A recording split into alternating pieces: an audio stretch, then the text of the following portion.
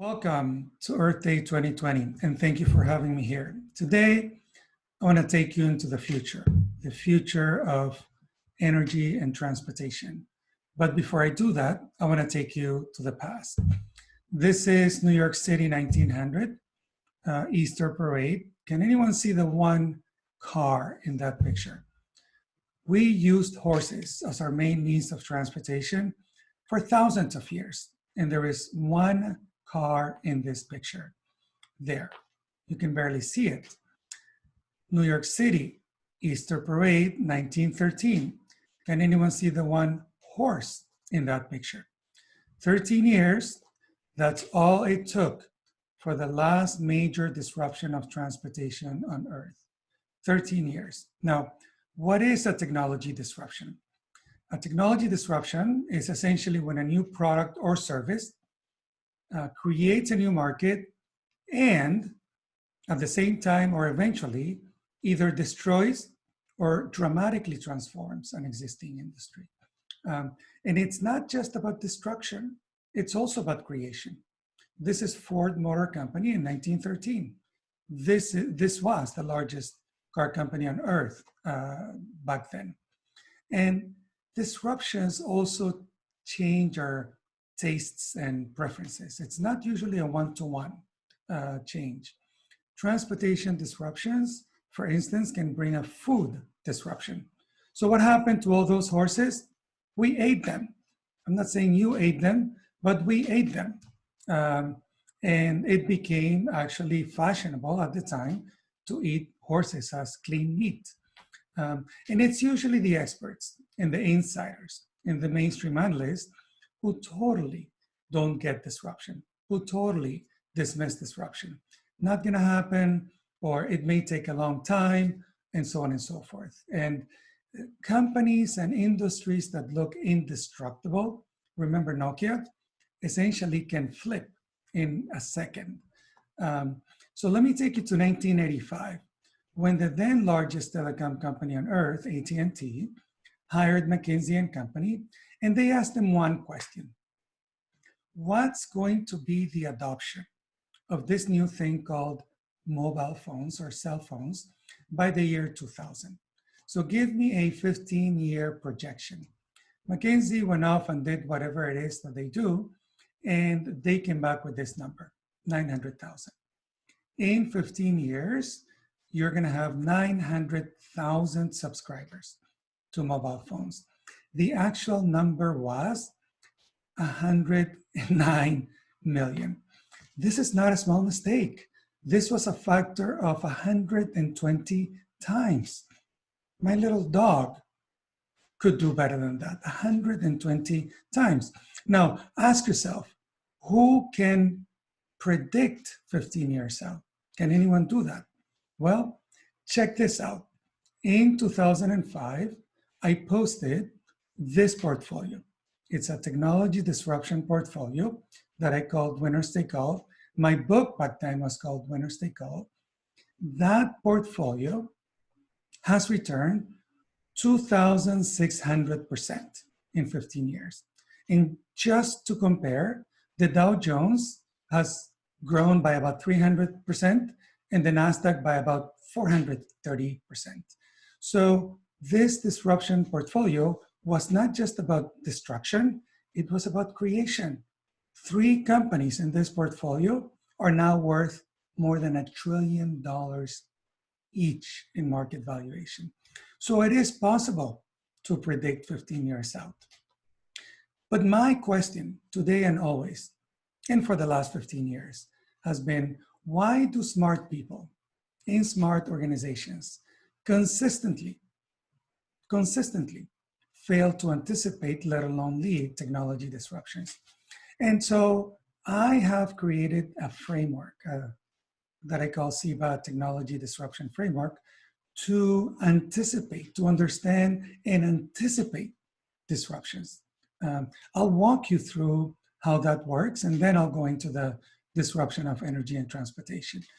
One of the things that I pay attention to is technology cost curves. So a lot of the technologies that you see out there, computing, data storage, digital imaging, and so on, have a cost curve. So essentially, on a per year basis, you can calculate, these are usually public figures, what the rate of improvement of those technologies are. Transistor count, pixel count per year, and so on and so forth. So I pay attention to that. One important thing is that technology adoption, and linear analysts, mainstream analysts miss this all the time.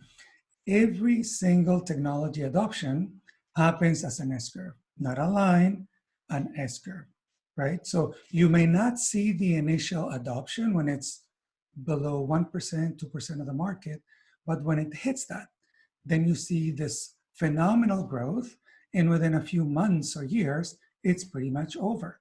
And again, I've studied technology disruptions over thousands of years. Not a single one happens linearly. They're all S-curves. So back to the car versus the horse. The car, when we look at all of America, the car market share went up over 20 years to 95% of the whole country. But that's not interesting. Here's what's interesting. From about 11% to about 81%, so basically the S-curve, happened over 10 years. That's it, 10 years. And that was the end of the disruption. Not only that, the disruption took place while we built two brand new industries, the car industry and the oil industry, a brand new road infrastructure. We fought a major war, and we fought a global pandemic. So pandemics are not new, right? So while all of that happened, the disruption took place in 10 years. So a lot of times, the mainstream analysts will tell you, infrastructure disruptions happen over 40 years, 60 years, 100 years. Not true. If you look, for instance, at the shipping container port infrastructure, the S-curve, right, happened from tipping point to about 80%. That is the fastest part of the adoption, essentially happened over 14 years. And this is shipping containers. So essentially 87% of countries had already adopted shipping container ports within 14 years. And what this did was disrupt places like New York and London as world kind of biggest ports in the world. And now, of course, as you know, most of them are in Asia, Shanghai, Singapore, Shenzhen, and Dubai, and so on and so forth. So infrastructures can also be disrupted quickly. And technology adoption curves are accelerating. I mean, if you feel that things are happening a lot more quickly, it's because they are happening a lot more quickly. Now, what actually enables major adoptions is not just technologies per se, but the convergence. So if you ask yourself, why did the smartphone disruption happen in 2007? Not 2005, not 2009, 2007. Why did both Apple and Google came up with their smartphones in 2007? That's because the convergence, essentially all the technologies that were necessary for a $600 smartphone converged that year, 2007. And that's another lesson of disruption, which is it usually happens from the outside. Neither Apple nor Google had ever built a phone before. And now they, of course, own most of the world's smartphone operating system market. So it's convergence that enables the major disruptions. Business model innovation is also hugely disruptive. And you know Uber, you know Lyft and Didi and Ola and so on. Uber was started in an apartment in San Francisco, 2009, 2 years after the smartphone came out. 2009, not coincidental. 7 years later, Uber had more bookings than the whole taxi industry in America. So again, anyone who tells you that a transportation disruption cannot happen in 7 years is not looking at reality, is not looking at the evidence. Just 8 years before, both Uber and Lyft had 20% of all the vehicle miles traveled in major cities like San Francisco. So what I look at is if it went from 0 to 20% of the market in just 8 years, what's it going to take for them to go from 20 to 100, right? If that's going to happen. And I'll come back to that. But one of the disruptions that I predicted, one of the things that I said years ago was that 2020 is going to be the peak of new internal combustion engine car purchases, 2020. Now, I was off by just a few months. It actually happened in 2019 because of things like Uber and Lyft and so on.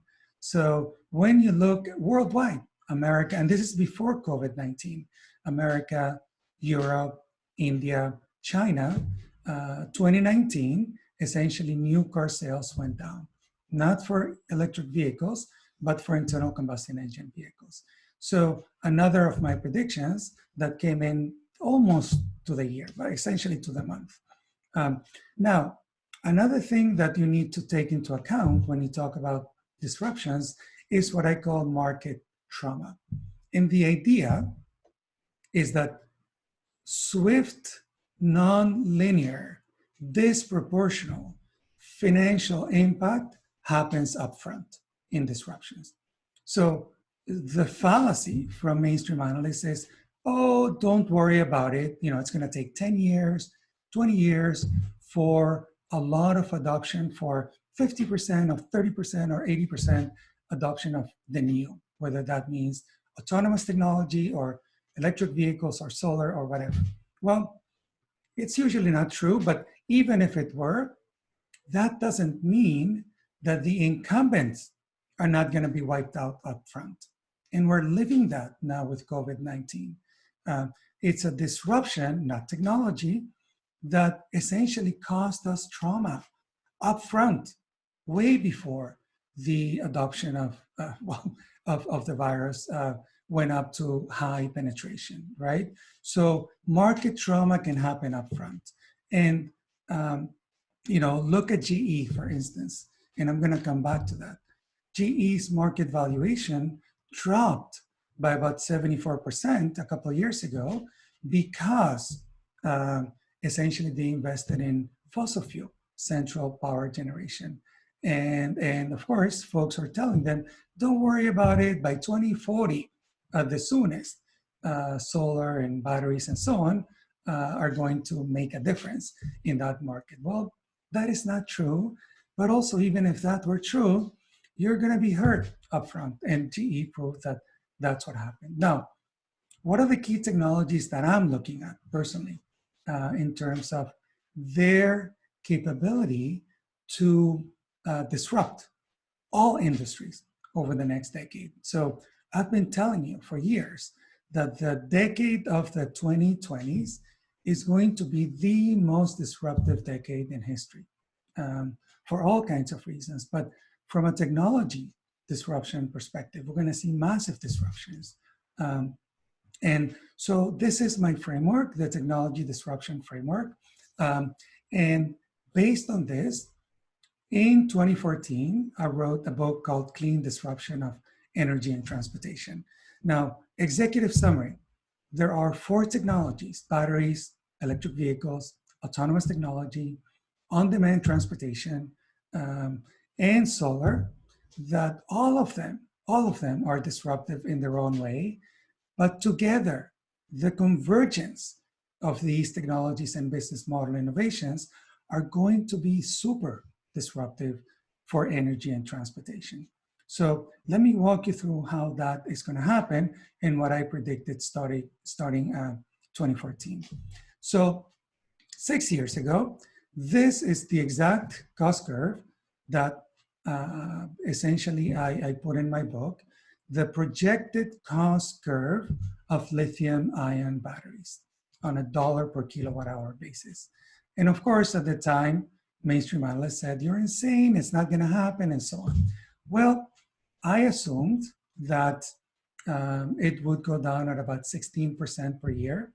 And it's actually gone faster than that, faster.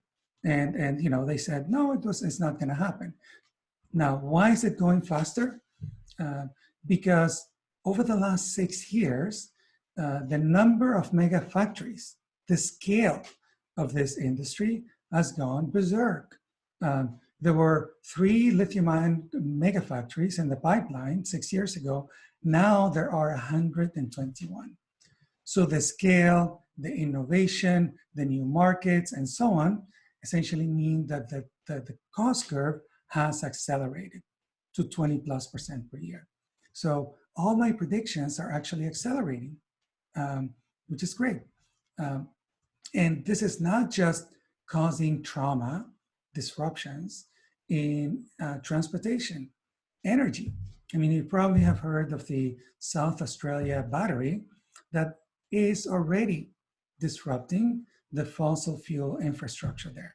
So the wholesale market for services, essentially the battery, the Hornsdale battery, within weeks of being switched on, and with just 2% of the market, of the frequency control and ancillary services market, with just 2% of that capacity, it wiped out 90% of the revenues of the incumbent industry.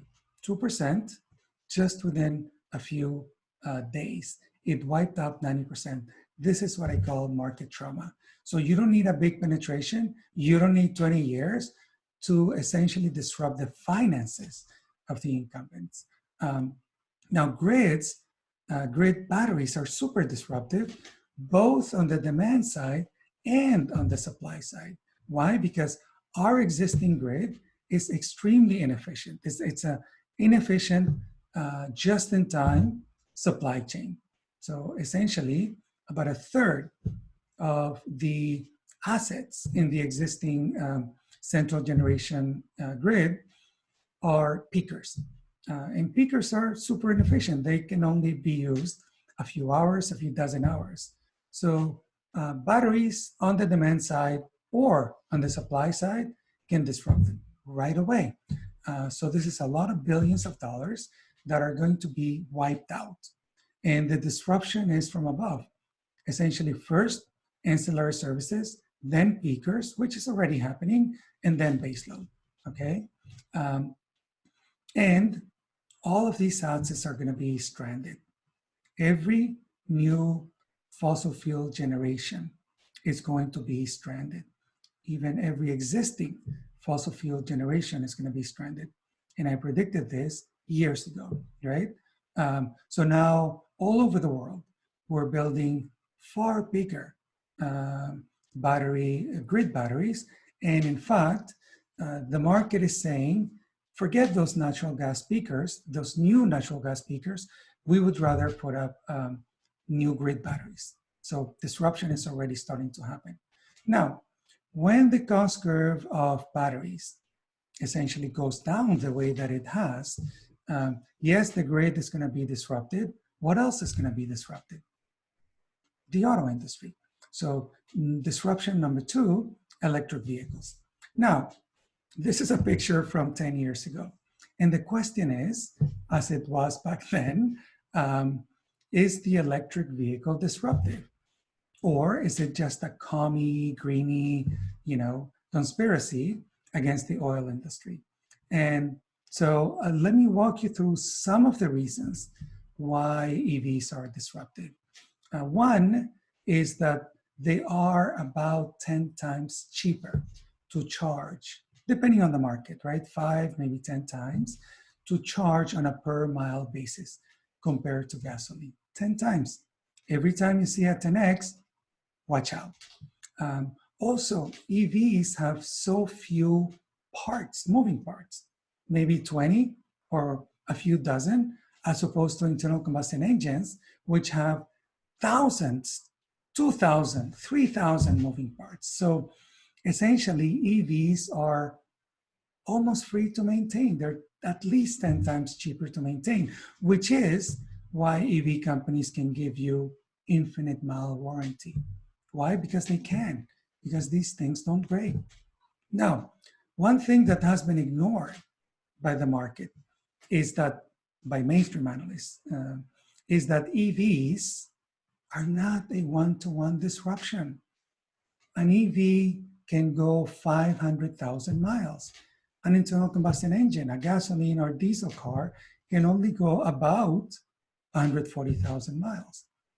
So an EV can last 3 times longer than an internal combustion engine car. Now, Tesla and others have announced a 1,000,000-mile EV, which means that an EV can last up to 7 times longer than a diesel or gasoline vehicle. Now, we only drive about 10,000 miles per year, which means that we would need 50 years to drive an EV. Who has 50 years, right? Well, if you live in Cuba, you do, right? But fleets drive about 100,000 miles per year. So if you're a fleet over 5 years, you would need 1 EV or 3 ICE vehicles. So if you're a fleet, Amazon, FedEx, UPS, and so on, right now, it makes economic sense for you to buy an EV. And that's because over 5 years, it would be a lot cheaper. You would need 1 EV or essentially 3 ICE vehicles. Now, what about the cost curve of EVs? Again, this was the cost curve that I published 6 years ago. And I said, by 2020, by this time now, you will see the market is going to offer 200-mile electric vehicles. And I always thought that 200-mile was the minimum that you need for mainstream adoption. So by now, it would offer $30,000 EVs, which would be cheaper than the median new internal combustion engine car. So by now, and I made this prediction years ago, 6 years ago, buying a new EV, certain new EVs, not all of them, is cheaper than buying a new internal combustion engine vehicle. So for less money, you get 3 to 7 times longer range. You get to pay 10 times less fuel. You get to essentially have a car with no maintenance, car that's more powerful. What do you think the market's going to do? This is the moment of disruption, right? So if it takes another year, right, the tipping point, 2021, and I made that prediction a long time ago, 2021. The other thing that this map is telling you is this: by 2025 or so, you're going to have, the market is going to offer unsubsidized EVs with 200-mile range for $12,500 by 2025, which means that every new vehicle by 2025 will be electric. Every new car will be electric. Every new van will be electric for purely economic reasons. And that's by 2025, right? Every new vehicle, mainstream vehicle by 2025. This is not 2040, we're talking about 2025, right? And this doesn't include all the negative feedback loops. So I predicted also that the resale value of gasoline and diesel cars were going to crash. So when resale value crashes, that means that the monthly payments for your car are going to go up necessarily, right? And that is starting to happen. And you're going to see that happen a lot more. So pay attention to the plunging resale value of gasoline and diesel cars. And not only that, vans, buses, trucks, everything that moves on four wheels is going to be new, electric by 2025. And of course, the whole market for internal combustion engine automobiles will be wiped out by 2030. And this all includes a one-to-one. I haven't talked about the other elements, the real convergence that is going to make transportation just go into a big disruption starting next year, probably. So by next year or the year after that, I predicted by 2022, you're going to see $22,000 EVs with 200-mile range for $22,000. Now, what do we see now? Amazon fleet announced that they're going to buy 100,000 vans from Rivian, which is a new electric vehicle company. 100,000, starting when? 2021. So the tipping point is going to be 2021, as I predicted in 2014. And all of these, according to Amazon, are going to be hitting the road by 2024. Now, why Amazon? Well, again, fleet. They drive vans 100,000 miles per year. That means they need one van over 5 years or 3 vans if they're gasoline or diesel. So it makes total sense. Now, there are many other reasons why you would want an EV, right? I mean, an EV essentially can serve both as a backup for your own home power. And so you can, an EV is a computer on wheels with a big battery. A 200-mile EV has the capacity for about 2 days of the average electricity consumption of the average American home. 2 days of electricity. So not only can you charge your EV with your solar panels, with your home, but you can charge your home with your EV. This is not a technology problem. This is a regulatory problem, right? And if you add up all those EVs, when there is the disruption of transportation, and essentially all vehicles are electric, which I'm going to tell you when, about 71% of Canada's daily electricity demand can be stored in cars. 71%.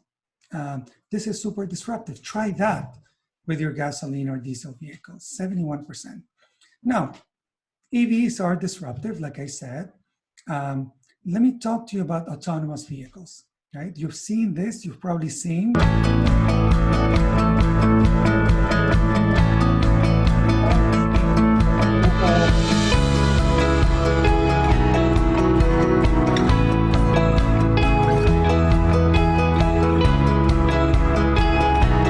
You can see that at home, but essentially level 4 autonomous vehicles are already being, we can see them. I can, on the road now. That video is from Arizona, where Google Waymo has hundreds of autonomous vehicles on the road. Now, there are dozens and dozens of corporations around the world investing billions, tens of billions of dollars to be first in autonomous technology, level 4 autonomous technology.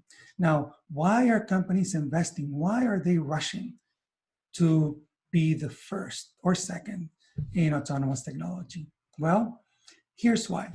One thing that we learned from disruptions in computers, right? Whether it's personal computers, smartphones, laptops, and so on, is that all you need is one company to be ready, and basically you have a market. So Apple did not wait for anybody else before they went out with the iPhone, right? Once iOS was ready, boom, they went to market. So all you need is one company to be ready with level 4 autonomous technology for that market to get started.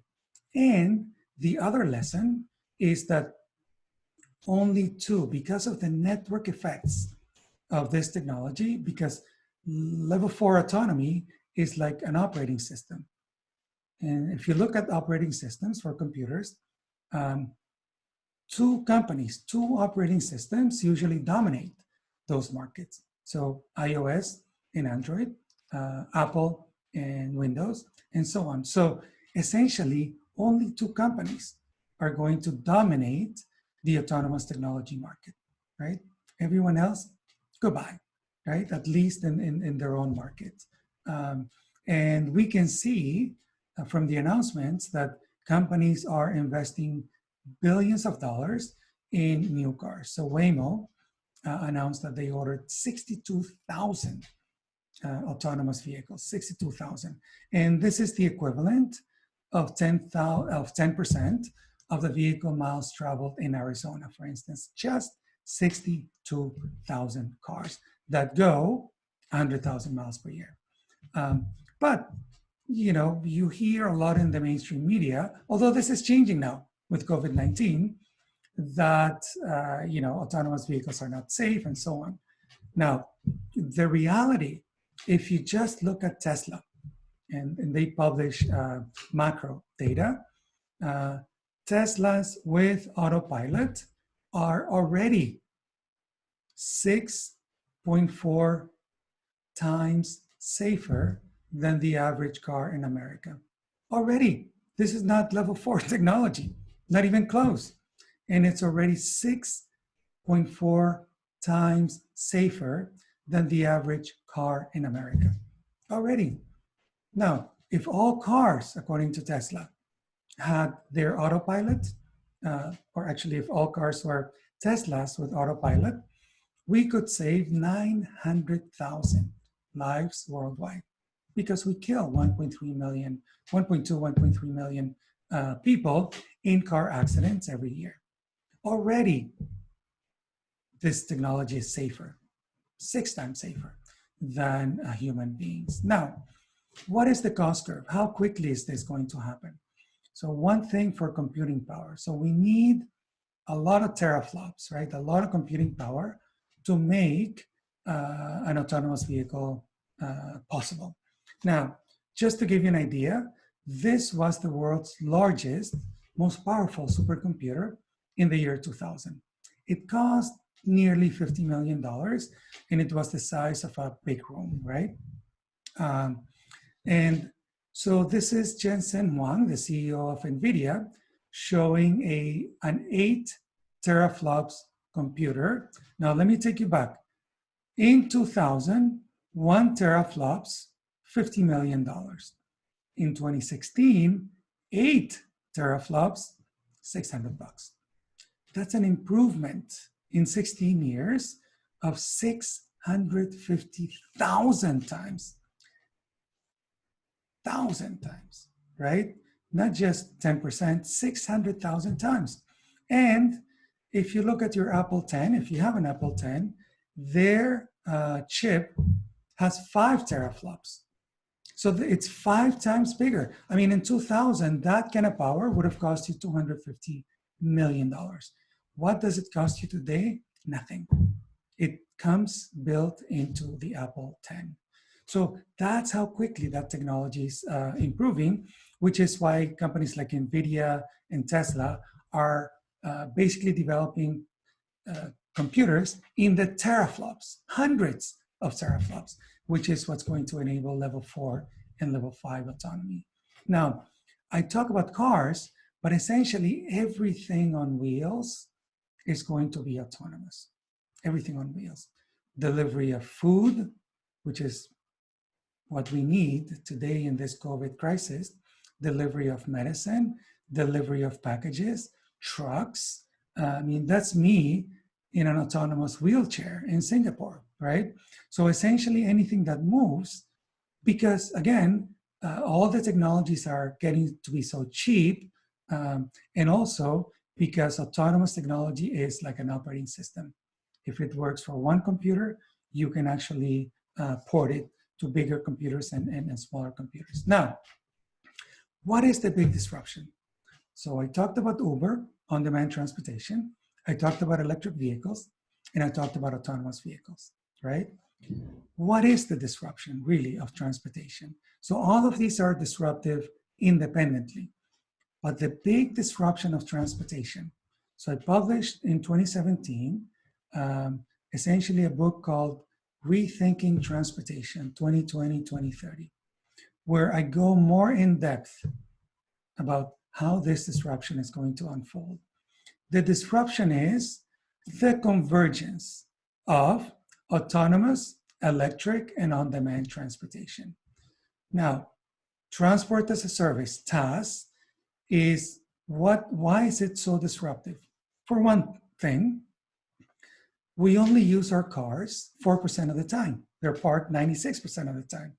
Huge asset inefficiency, huge asset waiting to be disrupted.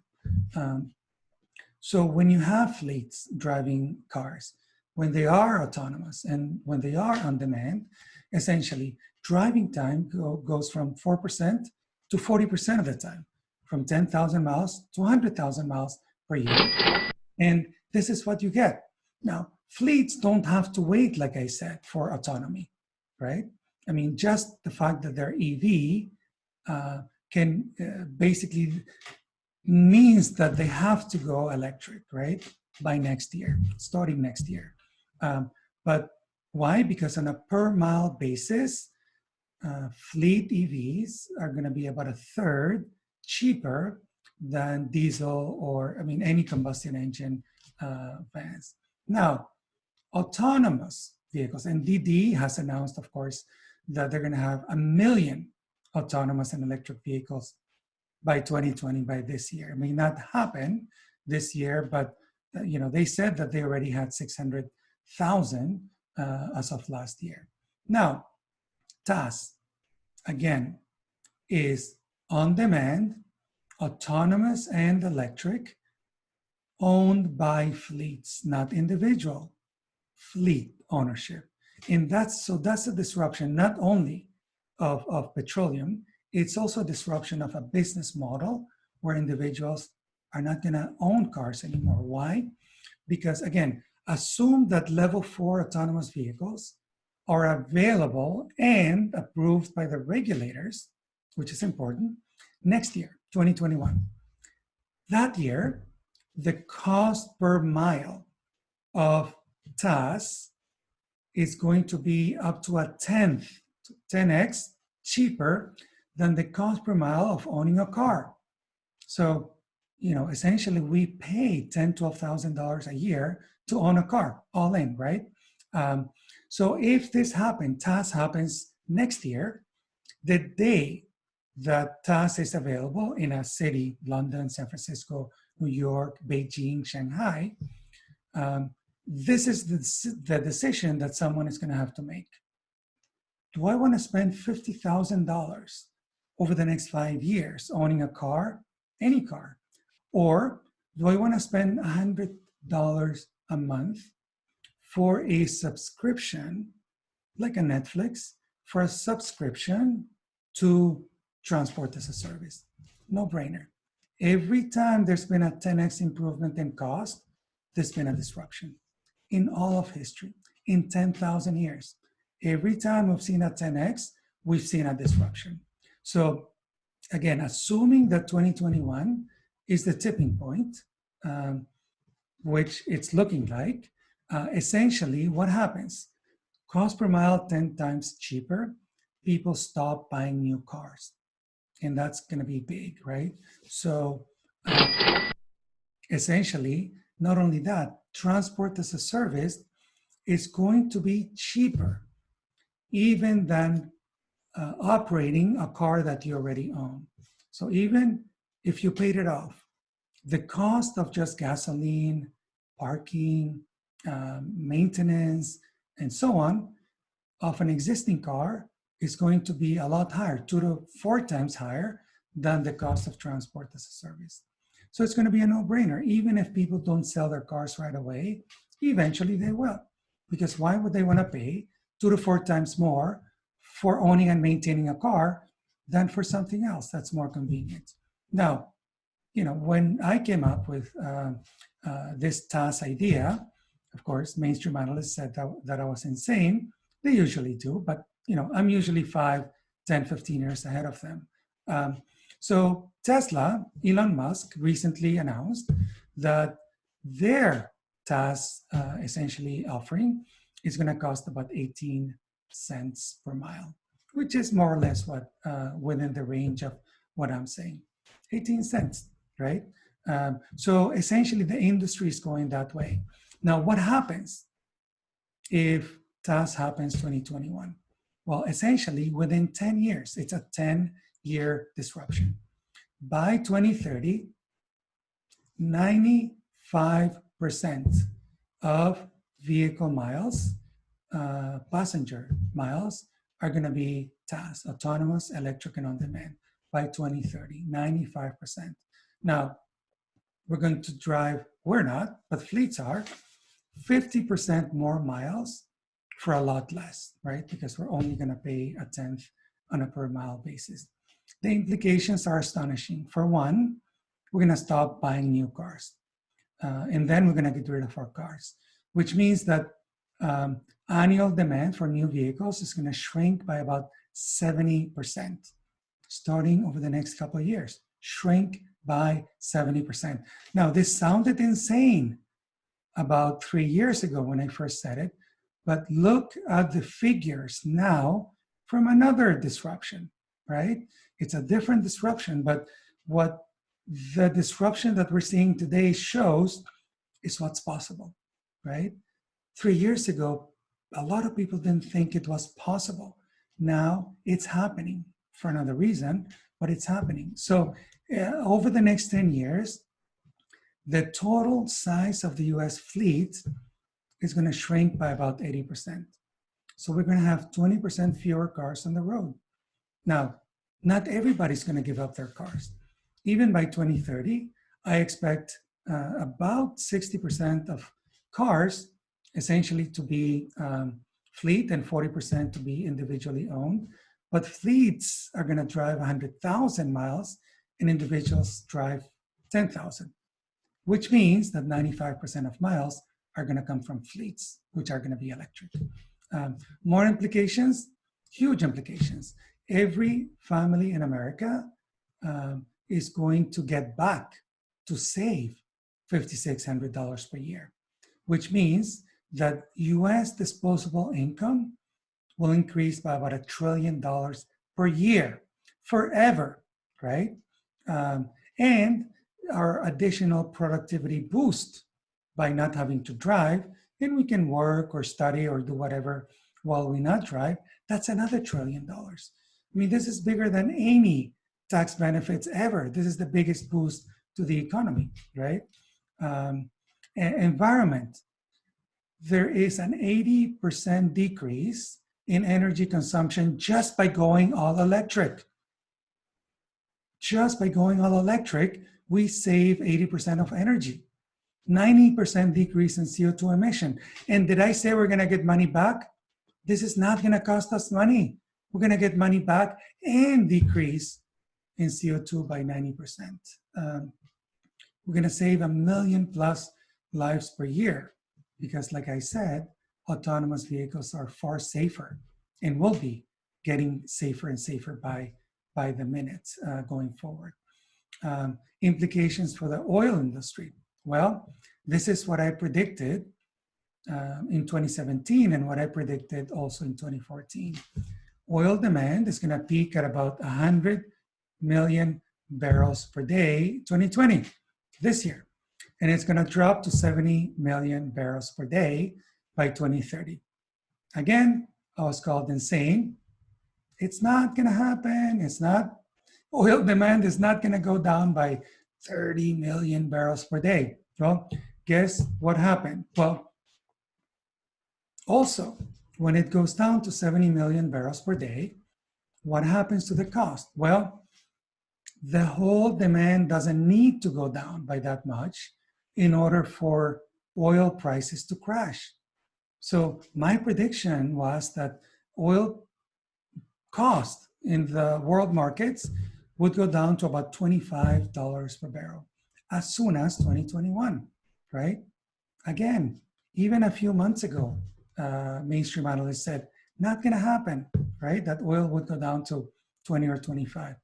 Well, guess what? It already has. It already has. This is what we saw last week and this week.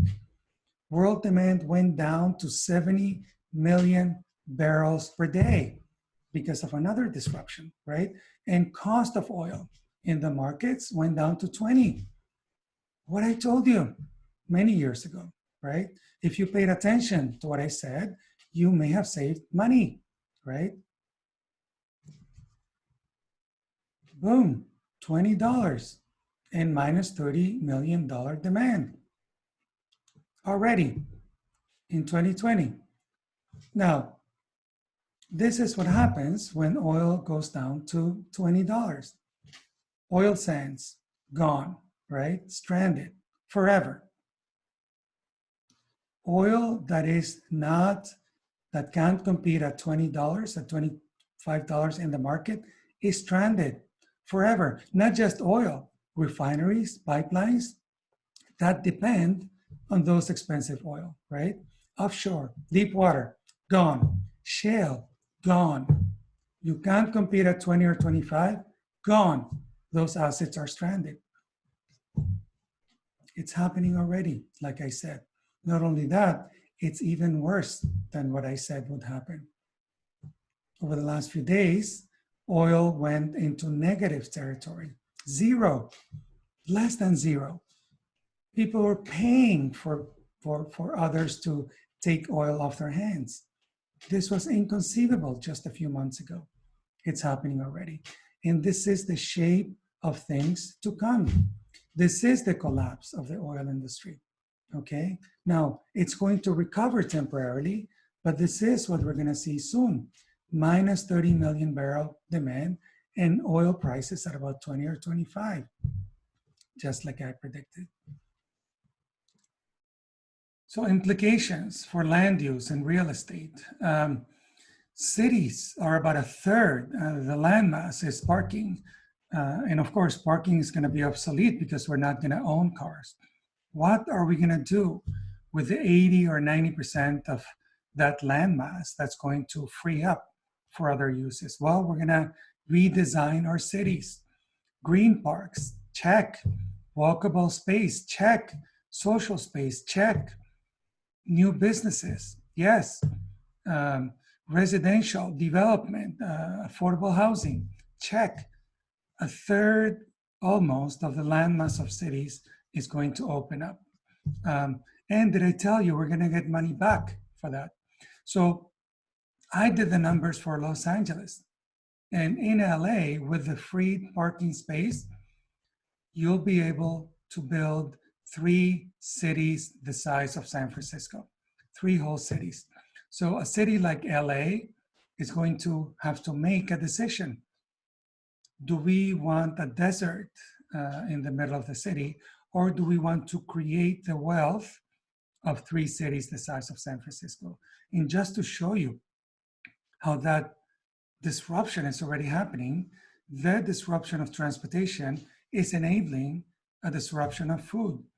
The largest parking operator in the US is a cloud kitchen company, which is a food preparation kitchen for delivery only already.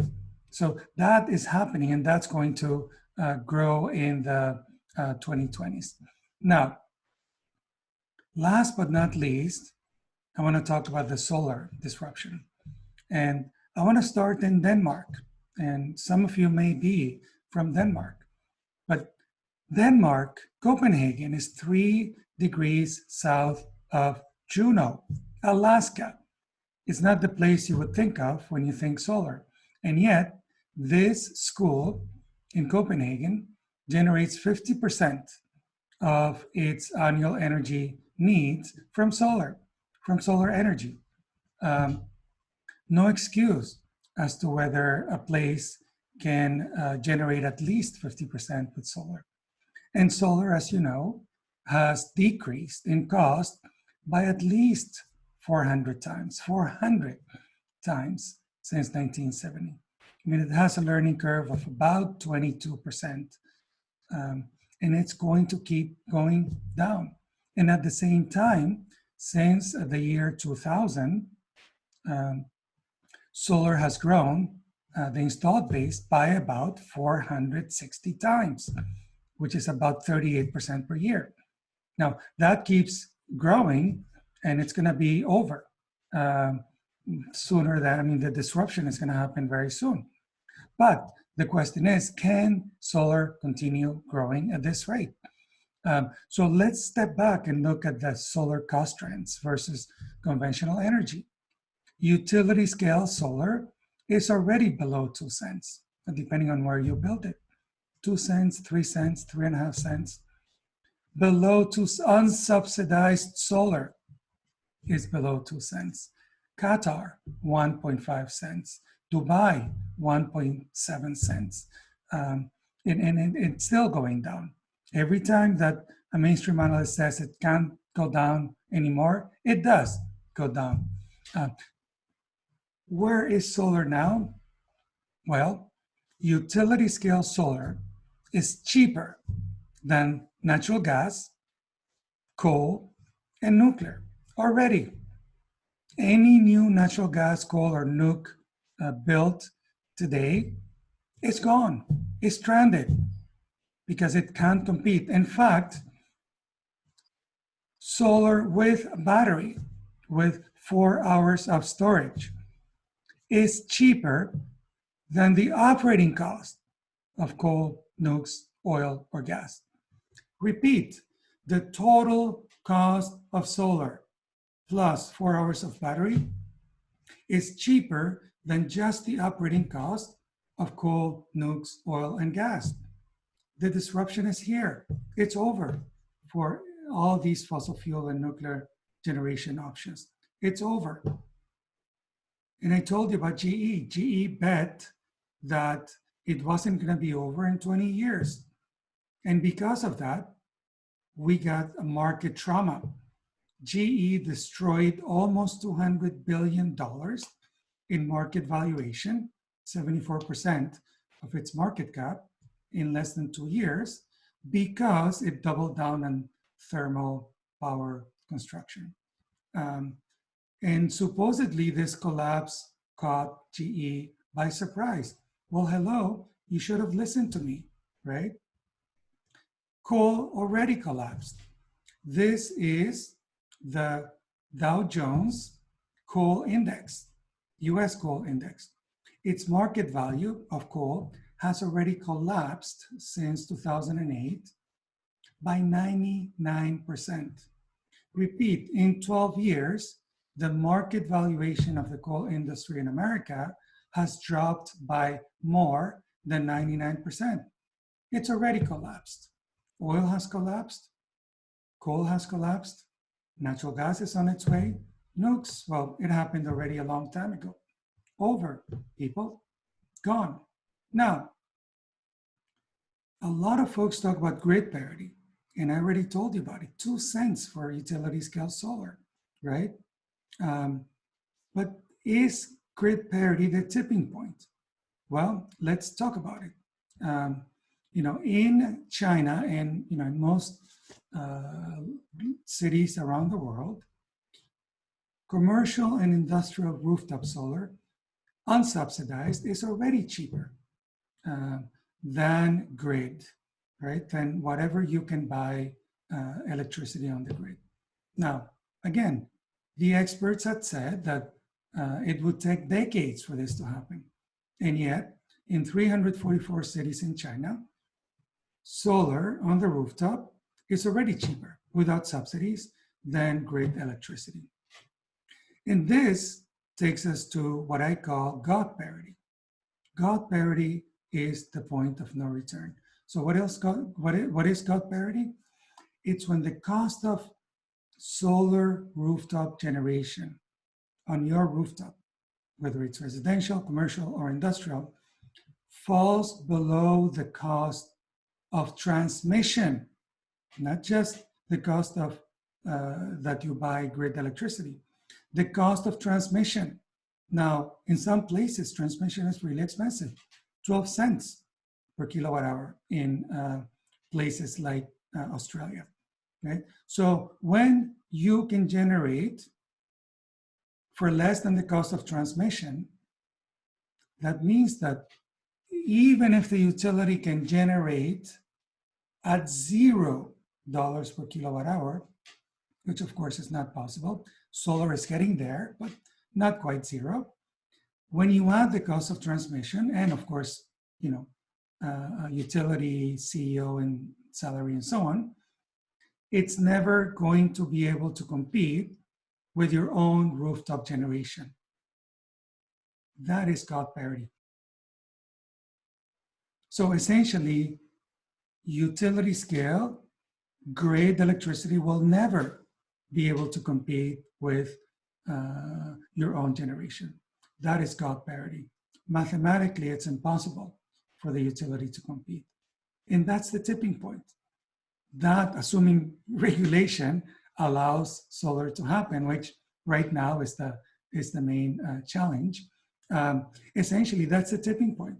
Anytime the cost of solar falls below the cost of transmission, that's the tipping point. That's when everybody's best selfish economic interest tells them to put up solar on the rooftop because of purely economic reasons. And we are here. A lot of places around the world are already below God parity. New builds, residential in California, in Australia. A lot of places are already. That's why, according to PwC, more than 2/3 of corporations are actively pursuing solar purchases. That's because of purely economic reasons. And this is a double disruption for nukes and natural gas and coal and oil and so on. So every factory, every warehouse, every building, every house is going to have solar and later batteries for purely economic reasons. Let me plug my latest report on rethinking food and agriculture. If you haven't read it, please do. It's free on rethinkx.com. The disruption of food and agriculture in the 2020s will be every bit as consequential and as large as the disruptions in energy and transportation that I just talked about. So let me take you back to the future. I started with the horses and the disruption of the cars. We are here, 2020. We're driving typewriters on wheels. And if you don't know what a typewriter is, I've made my point. They were wiped out very quickly by PCs. And over the next 10 years, we're gonna see the deepest, fastest, most consequential disruption of energy, transportation, food, infrastructure, the urban landscape that we've ever seen in history. And it's gonna happen in the 2020s.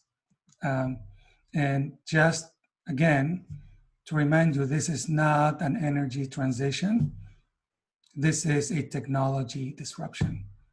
It's gonna happen despite governments, not because of governments. It's gonna happen for purely economic reasons. Thank you.